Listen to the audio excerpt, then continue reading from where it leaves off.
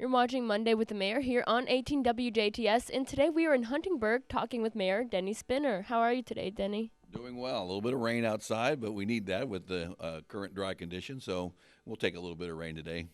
And I understand you're coming along with your comprehensive plan. The comprehensive plan is moving on to kind of our next phase. We've had one public hearing on a public meeting on our comprehensive plan, but there's been a lot of work behind the scenes. But in some ways, it's behind the scenes, but there's been a lot of people involved. We've had a series of focus groups that last month talked to a variety of constituencies across the community to try and get the input on where we're going. Our steering committee, which is a core group that's working on this as well. We've had 3 meetings with them to work on this. But the next time you see in a public meeting about this will be coming up on November 6th from 6:30 to 8 p.m. at the Old Town Hall, which is on Geiger Street. And this is kind of an open workshop, kind of open house format where the work that has been done to this point, we've got it broken down into categories and some key initiatives and key goals in all those areas.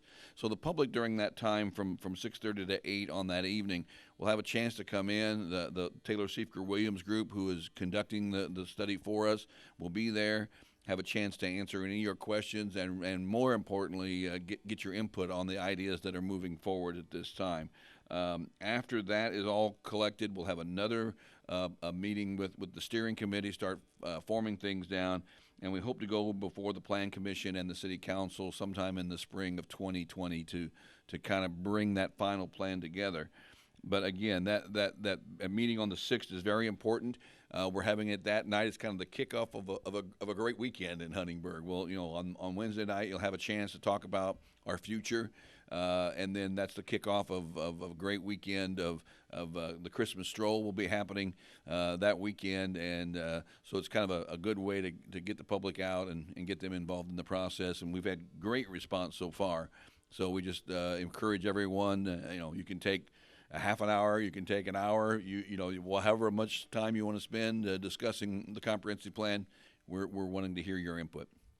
And I understand you're coming quite along on for the 4th Street project. Well, speaking of the Christmas stroll, the goal is to have the all of 4th Street available for use on Christmas stroll weekend. Our most recent meeting with our contractors are assuring us that that's still the goal. A day like today, a little bit of rain slows us down every once in a while. Weather is, of course, a factor, but they feel very confident that should we not just get continuous rain here in the next couple of weeks, we're at a point where the project is moving very well. The landscaping crews will be on site very soon. Decorative paving on the west side, which is now under construction, is the sidewalks are completely in place. The travel lanes are in the process, with the parking lanes being next. And we can see that you can kind of see when you drive through the intersection now and you look to the west that there's quite a bit going on. And it's really a credit to the work of the crews that we're working with. The contractor and our engineering teams have done a tremendous job of keeping this project on pace. And again, the patience, I want to thank the many merchants along 4th Street who have had this right in their front yard, for a time, have all done a tremendous job of promoting it, of making sure their business is being out there and still very effective. And we've had some good announcements here in the last few weeks of businesses that are now seeing the transition happen and are making the choice to come into the downtown. So I think that news will continue to go as we progress on. So the goal is the stroll. We want to have it open. There will be access, and we look forward to the public coming and seeing what we're doing. But again, a reminder, even on the east side now, as you drive down the 4th Street, you still see the construction cones. And that's to remind everyone this is still a construction area. There's still work to be done, some finishing work to be done, and the actual end of the project is in spring of 2020. So while it's a usable street in many ways, still pay attention to the construction areas. There's workers out there on a daily basis, and just use your judgment and your caution to make sure this project moves along safely.